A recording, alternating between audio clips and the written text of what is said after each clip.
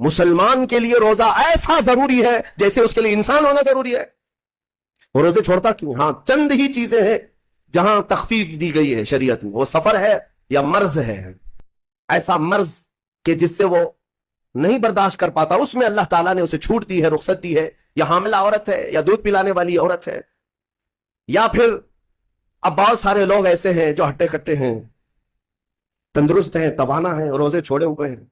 मेरे अजीज, सब होने के बाद अगर रोजा छोड़ने की किसी को रुखसत है ना, तो सिर्फ उन औरतों को जिनकी माहवारी आती है महीने में या बच्चे के बाद है, जो निफास वाली औरतों के लिए रोजा नहीं है।